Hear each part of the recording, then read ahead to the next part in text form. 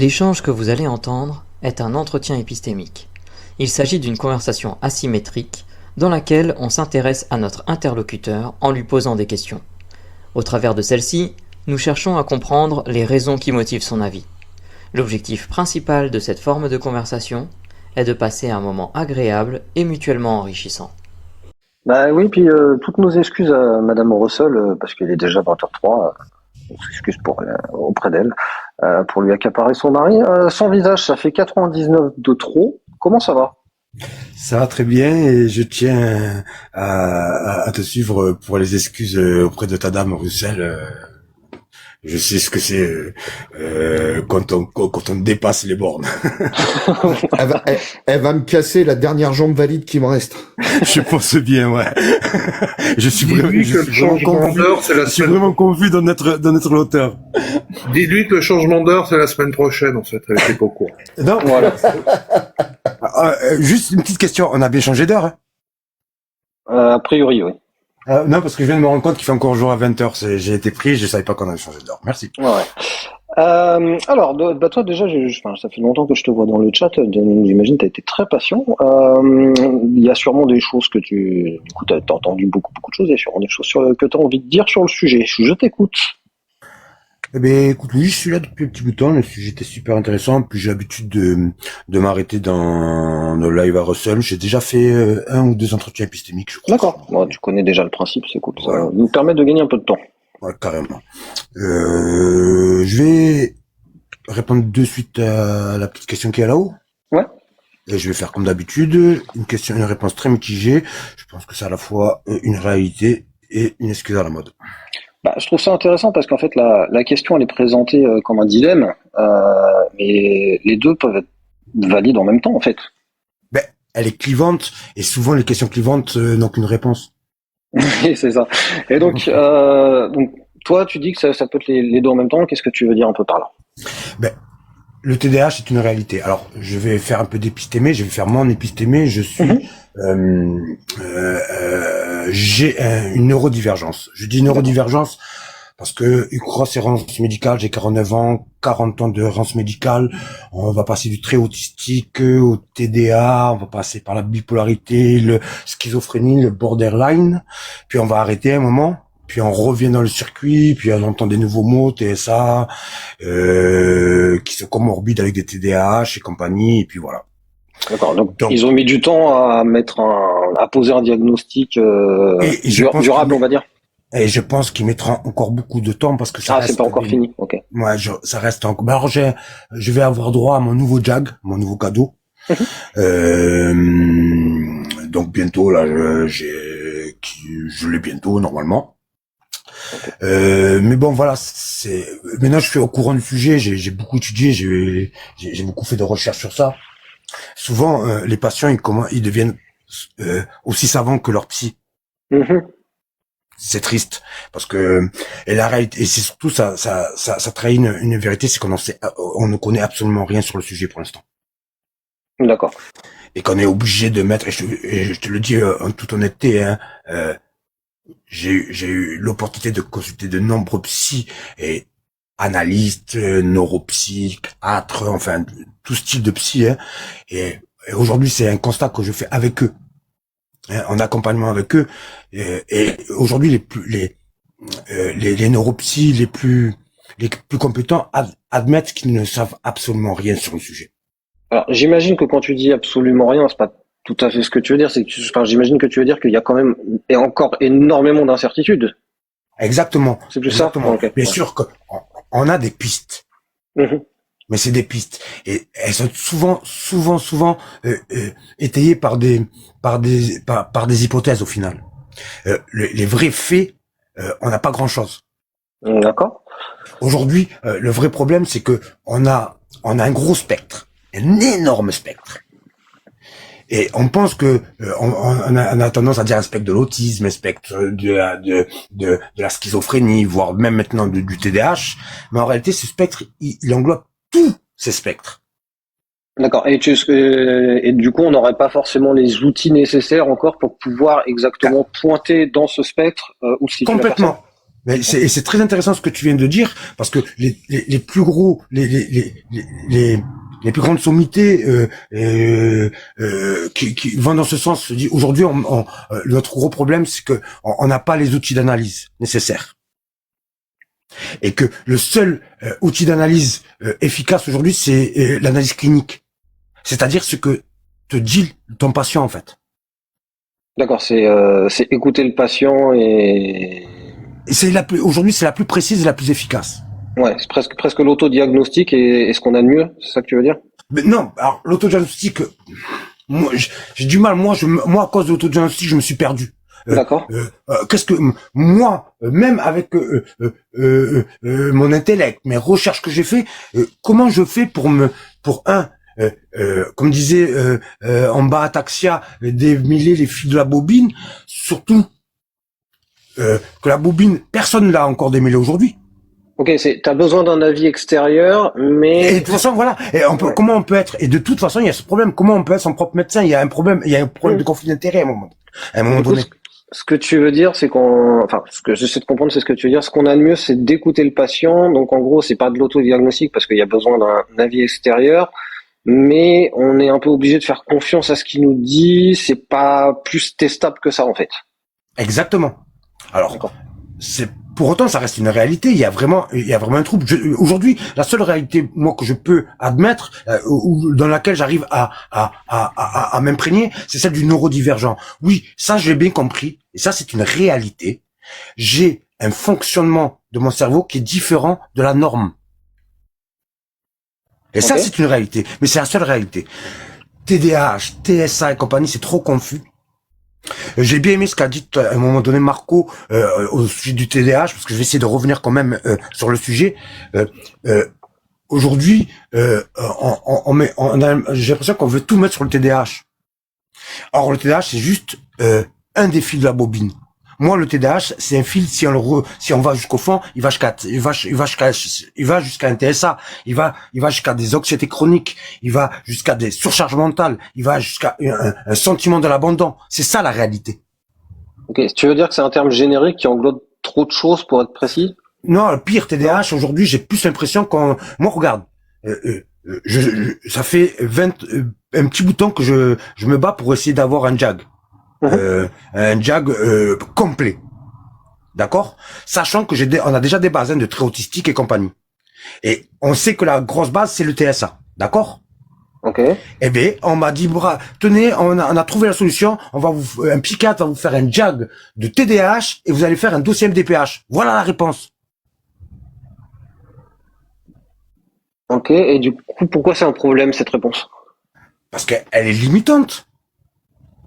Parce que j'ai l'impression que c'est une façon de dire, écoute, on veut pas gérer ton problème. On sait pas quoi faire de toi et. Exactement.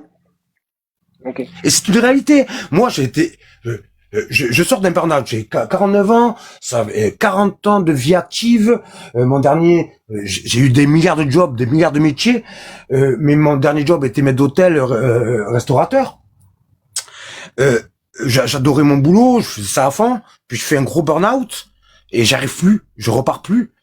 Et j'essaye de vouloir repartir. Je comprends que je peux plus retourner sur ce métier parce qu'il était trop exigeant pour moi par rapport à ma nature. J'essaye de travailler avec le pôle insertion et compagnie pour essayer de retrouver une porte de sortie. J'ai que 49 ans, j'ai encore du temps, j'ai encore envie de travailler, j'ai encore envie de faire quelque chose. Eh ben non, on est en train de littéralement me foutre au placard. Et comment tu sais que on t'envoie là-dedans, genre vers le TDAH? Qu'est-ce qui te fait dire que c'est par défaut, que c'est un peu une voie de garage, et que c'est pas parce qu'ils ont vu des symptômes qui se disent que c'est possiblement ça? Alors, parce que si j'étais un nouveau patient qui vient d'arriver, c'était la première fois qu'on me diagnostiquerait ça, je me dirais peut-être, t'as raison. Le problème, c'est que moi, je suis un vieux de la vieille. D'accord. Je suis passé par des JAG hyper lourds. Donc, à un moment donné, tu peux pas venir, un mec qui a eu des JAG de autistique, des JAG de TDA, des JAG de schizophrénie, de borderline, de bipolarité, tu peux pas aller me dire, oh, écoute, mais non, c'est TDAH. Non, c'est pas sérieux. Ouais, tu veux dire que de suite, je te regarde, je te dis, c'est pas sérieux, man. T'es pas sérieux. Je suis pas docteur, mais je connais assez bien le domaine pour te me dire que là, en fait, vous bottez en touche. Et puis, je vois qu'ils sont perdus, les gens. Je vois que je connais plus sur le sujet que les gens qui sont censés m'accompagner. Je parle bien sûr des psys de insertion, hein, qui sont des psychologues du travail. Ce que tu veux dire, c'est que dans ton cas, vu le nombre de choses sur lesquelles tu as été testé, si c'était la bonne réponse, ça serait déjà apparu, quoi. Mais, je crois. Ok. Et je pense que aujourd'hui, le problème, il est à traiter sérieusement et avec beaucoup de pincettes, parce que bon, alors c'est bien qu'on reconnaît quand même. Attention, je suis content aujourd'hui quand même qu'on arrive à reconnaître certains traits. Tu vois, qu'on arrive à reconnaître la neuroatypie, qu'on arrive à reconnaître la neurodivergence. Maintenant, il faudrait, nous tous, hein, là, parce que je vous jure que la plupart des spécialistes, eux, sont beaucoup plus prudents à parler de TDAH, de TSA ou autre chose. Ils sont plus prudents. Que qui? Que les médias et que nous-mêmes. Ok. Et donc sur la question de la mode où tu me disais ça existe aussi, de ce côté-là, qu'est-ce que tu veux dire? Ce que je veux dire, c'est que après, on peut pas enlever l'idée qu'aujourd'hui, alors certes, parce que on cherche plus de TDAH, on en trouve plus, c'est un fait, mais qu'il y a aussi beaucoup d'excuses faites. J'ai le cas de beaucoup d'enfants ces derniers temps. Je suis un peu médiateur. Ça, je le fais. J'ai été excusez-moi, éducateur, mais là je le fais plutôt à titre bénévole, dans le cadre d'une association. Ah, ok. Et je suis donc des enfants qui ont des problèmes de neuroatypie, d'accord. Et il se trouve que j'ai jamais vu autant de gens venir me voir en disant que leur enfant était déjà TDAH, alors que ils n'ont pas encore eu de JAG, alors qu'ils ne sont pas docteurs. Et parce que c'est vrai, parce qu'on a tendance à l'école, dès qu'il y a un problème, on a tendance à leur dire que c'est un TDAH. À l'école, il y a un vrai problème avec ça. Dès qu'un enfant il est un peu perturbateur, c'est un TDAH. On parle d'enfants des fois de 4, 5 à 6 ans. Et comment tu sais que tous ces parents, ils le disent pas parce qu'ils ont fait diagnostiquer leur enfant? Parce qu'ils ne l'ont pas tous fait diagnostiquer. Parce que ces gens-là, je parle avec eux, je leur pose la question, des choses, voilà. Okay. Donc il y a une grande partie qui ne l'ont pas fait, mais qui veulent que leur enfant presque soit un TDAH, qu'ils ont besoin de cette excuse-là, peut-être, alors que peut-être leur enfant est un TDAH, mais peut-être qu'il ne l'est pas. Peut-être qu'il est juste un enfant actif. Un enfant, c'est normal que c'est actif. C'est pour ça qu'on évite de faire, pour le TDAH en tout cas, on évite de faire des diagnostics trop précoces. Parce que justement, comment discerner d'un enfant qui est actif, parce que c'est normal, un enfant quand il est jeune, son cerveau il est super plastique. Tous les enfants sont des TDAH. Ouais, c'est avec le temps qu'on commence à perdre cette plasticité-là et qu'on commence à être un peu moins curieux, parce qu'on a moins besoin aussi, parce qu'on s'est spécialisé. Mais du coup, quand tu dis que tous les enfants sont TDAH, non, attention, c'est une formule. Oui, non, je comprends. Ils sont hyper actifs et voilà, c'est tout. Voilà. Ça fait partie du comportement normal d'un enfant. Ouais, et attention, qui sait, peut-être qu'un jour dans un DSM 6, 7 ou 8, on nous dira que finalement le TDAH c'est un comportement normal à un certain âge. Ok. Mais qui se stabilise ou pas plus tard, on ne sait pas. Et à ton avis, c'est pourquoi certains parents prétendent ou affirment que leur enfant est TDAH sans diagnostic? Si t'as un TDAH, si on diagnostique ton enfant TDAH, tu as droit à une MDPH, tu as droit à de l'argent, tu as droit à des AVS, tu as droit à un aménagement qui est idéal pour n'importe quel enfant, même s'il n'est pas TDAH. D'accord, donc les gens feraient ça pour chercher des avantages pour leur enfant? Exactement, une facilité, pas des avantages, une facilité pour leur vie. Ok. Et donc ça, c'est la meilleure explication que tu as. C'est une des explications que j'ai. Ce serait quoi les autres? Genre la deuxième qui te vient à l'esprit? Le fait que tout le monde parle de TDAH et que du coup on focalise les gens focalisent sur ça parce qu'ils n'ont pas d'autre réponse, parce que c'est une réponse, qu'ils ont besoin de réponse. Ça, je peux le comprendre. Mhm. Ouais. Ok, je sais pas. J'ai l'impression qu'on est à un quart d'heure. Si Russell peut me confirmer. J'ai pas pris le temps, mais Oui, j'ai en plus, déjà entendu 3 cartouches se préparer. Ouais, non, mais c'est ça. De toute façon, je crois qu'on a commencé à 20h03 les gars. Ouais, moi aussi, j'ai entendu une cartouche, j'ai entendu un cric-crac là, à un moment donné. Ouais, c'est Madame Russell qui charge le. Donc, Non, on voilà. va essayer de préserver le deuxième genou de Russell. Ouais, voilà, on va faire ça, Russell. On tient à toi et on a envie qu'il y ait d'autres lives épistémiques. Exactement. En tout cas, merci à toi, Sandy. C'était intéressant de discuter avec toi. Et c'est moi qui vous remercie. Je te souhaite bien du courage dans la suite de ton parcours. Oui, ça y est, à mon âge, maintenant, ça y est. T'es rodé. T'es rodé. Ouais, on slide maintenant. Écoute, je fais de la philosophie maintenant. C'est bien, ça aide. Ok, merci à toi. Et si mes collègues ont des questions à porter avant les coups de feu de Madame Russell, voilà. Ça me permet de méditer là-dessus. Ça marche. Ciao, à toi. Non, j'ai pas de questions. C'est bon pour moi. Merci. C'était intéressant, mais voilà. Je pense que tu les as encore toutes posées, quoi. De toute façon, tu piques les questions de tout le monde. C'est mes entretiens, je pique rien à personne. Oh.